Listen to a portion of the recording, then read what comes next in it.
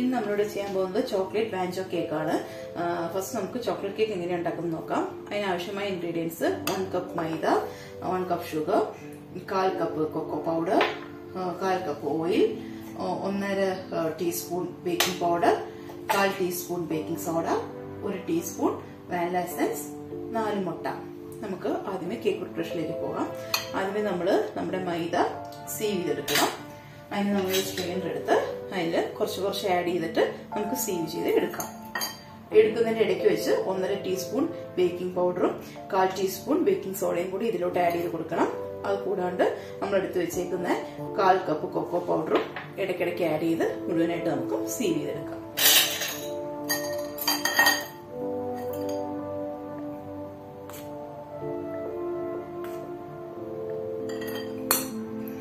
വേണമെങ്കിൽ സീവ് ചെയ്യാൻ എളുപ്പത്തിന് വേണ്ടിയിട്ട് നമുക്കൊരു വിസ്ക് കൊണ്ട് ഇങ്ങനെ ആക്കി കഴിഞ്ഞാൽ നമുക്ക് എളുപ്പം സീവ് ചെയ്ത് കിട്ടും.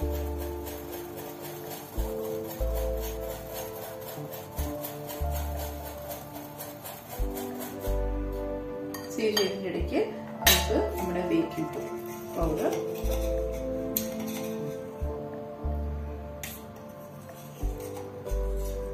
ഒന്നര ടീസ്പൂൺ ബേക്കിംഗ് സോഡ, 1/4 ടീസ്പൂൺ കൂടെ ആഡ് ചെയ്ത് കൊടുക്കാം.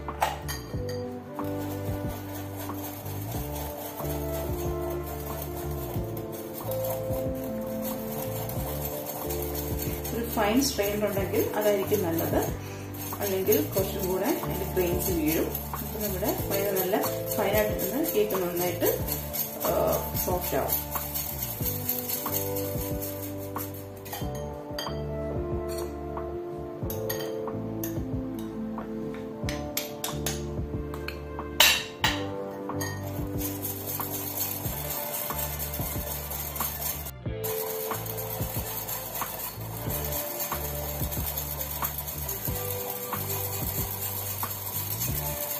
അടുത്തായി നമുക്ക് മുട്ട പൊട്ടിച്ചിട്ട് ഇതിന്റെ യെല്ലോയും വൈറ്റും ഡിഫറൻഷിയേറ്റ് ചെയ്യണം.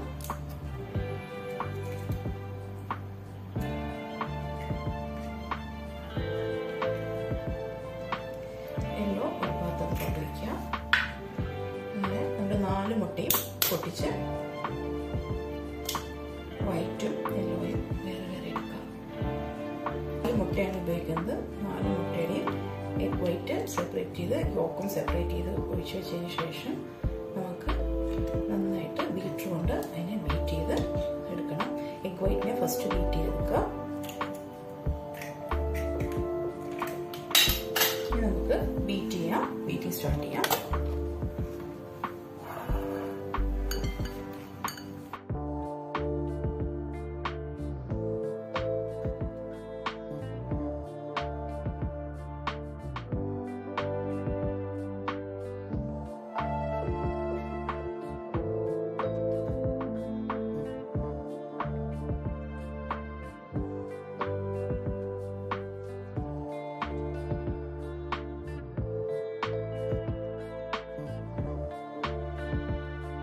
നമ്മളിപ്പോൾ ഓൾറെഡി ഇത് എഗ് വൈറ്റ് മിക്സ് ചെയ്ത് വെച്ചിട്ടുണ്ട്. ഇനി നമുക്ക് നമ്മുടെ ഡ്രൈ ഇൻഗ്രീഡിയൻസ് ചേർക്കാം. ഒന്നുകൂടി പറയാണ്, എഗ് വൈറ്റ് ഫസ്റ്റ് അടിക്കുക, എന്നിട്ട് അതിനുശേഷം യോക്ക് ആഡ് ചെയ്യുക, എന്നിട്ട് നമ്മുടെ എടുത്ത് വെച്ചേക്കുന്ന 1/4 കപ്പ് ഓയില്, പിന്നെ നമ്മുടെ വാനില എസൻസ് എല്ലാം മിക്സ് ചെയ്ത് നമുക്ക് നല്ലൊരു നല്ല ഫ്രോത്തി ആയിട്ടുള്ളൊരു മിക്സ് ആണ് കിട്ടിയിരിക്കുന്നത്. ഇതിലോട്ട് നമ്മുടെ ഡ്രൈ ഇൻഗ്രീഡിയൻസ് കുറച്ചായിട്ട് ആഡ് ചെയ്തിട്ട് വിസ്ക് വെച്ചോ അല്ലെങ്കിൽ ഒരു സ്പാച്ചില വെച്ചോ നമുക്ക് ജസ്റ്റ് ഒന്ന് ഫോൾഡ് ചെയ്തെടുക്കാം. കുറച്ച് ഇൻഗ്രീഡിയൻസ് വേണം ആഡ് ചെയ്യാൻ. ഫോൾഡ് ചെയ്യുമ്പോൾ സെയിം ഡയറക്ഷനിൽ ഫോൾഡ് ചെയ്യാം.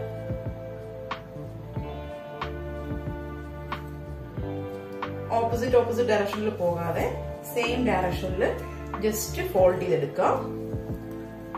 സ്ലോ ആയിട്ട് ഫോൾഡ് ചെയ്തെടുത്താൽ മതി.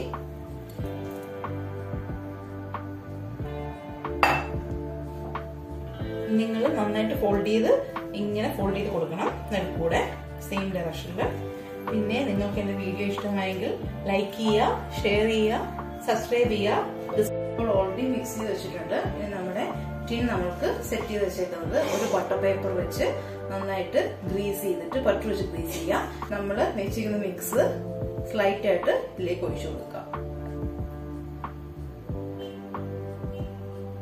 ഇങ്ങനെ ചെറുതായിട്ട് ഫോൾഡ് ചെയ്ത് ഒഴിക്കുവാണെങ്കിൽ കുറച്ചും കൂടെ ബെറ്റർ ആയിരിക്കും. എയർ ബബിൾസ് ഉള്ളതെല്ലാം കുറച്ചൊക്കെ എസ്കേപ്പ് ആവും. ബാക്കി നമുക്ക് എയർ ബബിൾസ് ജസ്റ്റ് ടാപ്പ് ചെയ്താൽ മതി.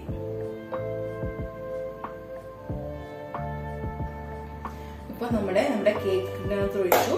എന്നിട്ട് ഇതിന്റെ ബബിൾസ് എസ്കേപ്പ് ചെയ്യാൻ വേണ്ടി നമുക്ക് ജസ്റ്റ് ഒന്ന് ടാപ്പ് ചെയ്ത് കൊടുക്കാം. ഇങ്ങനെ ഒരു 2 to 3 ടൈംസോ അല്ലെങ്കിൽ 4 ടൈംസ് ടാപ്പ് ചെയ്യുമ്പോൾ ഓൾമോസ്റ്റ് ഉള്ള ബബിൾസ് ഒക്കെ എസ്കേപ്പ് ആവും.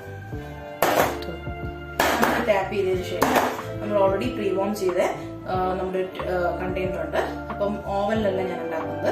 അപ്പൊ ആ കണ്ടെയ്നർ നമ്മൾ പ്രീ വാം ചെയ്തെടുക്കുക. ഒരു 2 to 3 മിനിറ്റ്സ് പ്രീ വാം ചെയ്തിട്ട് അതിനകത്തോട്ട് നമ്മുടെ ഈ ഉണ്ടാക്കി വെച്ചേക്കുന്ന ടിൻ അതിനകത്തേക്ക് ഇറക്കാം. എന്നിട്ടൊരു 30-35 മിനിറ്റ്സ് നമുക്കിത് ബേക്ക് ചെയ്യണം. ഒരു 30 മിനിറ്റ്സ് കഴിഞ്ഞ് കഴിയുമ്പോൾ ടൂത്ത് പിക്ക് വെച്ച് നോക്കുക. ടൂത്ത് പിക്കിനകത്ത് നിന്ന് ഒട്ടുന്നില്ലെന്നുണ്ടെങ്കിൽ നമ്മുടെ കേക്ക് ബേക്കായി. അല്ലെങ്കിൽ ഓരോരുത്തരുടെയും ഗ്യാസ് സ്റ്റൗവിന്റെയും അതിന്റെ ആ ഒരു ഹീറ്റിന്റെയും വേരിയേഷൻ, പാത്രത്തിന്റെ ബേസിന്റെ കട്ടി ഒക്കെ വെച്ച് ടൈം അങ്ങോട്ടും ഇങ്ങോട്ടും വേരി ചെയ്യാം. അത് വിഷമിക്കേണ്ട. നിങ്ങളുടെ കേക്ക് നല്ല പെർഫെക്റ്റ് കേക്കായിട്ട് ബേക്കായി കിട്ടും. എന്നിട്ട് നമ്മുടെ കേക്ക് ഇങ്ങനെ ഒരു ഇതിനകത്തോട്ട് വെക്കുക. ഇങ്ങനെ ടംബ്ലറിൽ ഓൾറെഡി എന്റേത് കറക്റ്റ് ഫിറ്റ് ആയിട്ടിരിക്കുന്നതാണ് ഇങ്ങനെ വരുന്നത്. നിങ്ങൾ കുറച്ചും കൂടെ വലിയ ഒരു ടംബ്ലർ ആണെങ്കിൽ ഇങ്ങനെ കറക്റ്റ് നിൽക്കില്ല. എന്തായാലും അതിന്റെ എഡ്ജസ് ഒന്നും ഈ ടംബ്ലറിന്റെ സൈഡിലൊന്നും തട്ടരുത്. എന്നാലേ അത് പ്രോപ്പറായിട്ട് ബേക്ക് ആവത്തുള്ളൂ. ഹീറ്റും പ്രോപ്പറായിട്ട് ഡിസ്ട്രിബ്യൂട്ട് ചെയ്യത്തുള്ളൂ. നമ്മൾ നന്നായിട്ട് ക്ലോസ് ചെയ്യും. ഇപ്പോൾ നമ്മുടെ ചോക്ലേറ്റ് കേക്ക് റെഡിയായി. ഇനി ഇത് കൂൾ ചെയ്യാൻ വെക്കുക. നമുക്ക് നല്ല സോഫ്റ്റ് ആയിട്ട് നല്ല താന്ന് പഞ്ഞി പോലുള്ള കേക്കാണ്. നിങ്ങൾക്ക് ഈ റെസിപ്പി ഫോളോ ചെയ്തുമ്പോൾ നിങ്ങൾക്ക് മനസ്സിലാകും. സോ നിങ്ങൾ എന്റെ റെസിപ്പി കാണുക, ഷെയർ ചെയ്യുക, ലൈക്ക് ചെയ്യുക, സബ്സ്ക്രൈബ് ചെയ്യുക, കമന്റ്സ് രേഖപ്പെടുത്തുക. നിങ്ങളുടെ കമന്റ്സ് ആണ് എന്റെ മോട്ടിവേഷൻ. ഇനി നിങ്ങൾക്ക് ഇതിന്റെ ഫ്രോസ്റ്റിംഗ് ചെയ്യണമെങ്കിൽ ഞാനൊരു മറ്റൊരു വീഡിയോയുമായി ഞാൻ വരും. അത് ഫോളോ ചെയ്താൽ നിങ്ങൾക്ക് ഇതിന്റെ എങ്ങനെ ഫ്രോസ്റ്റ് ചെയ്യണമെന്ന് അതിനകത്ത് അറിയാൻ പറ്റും. Thank you.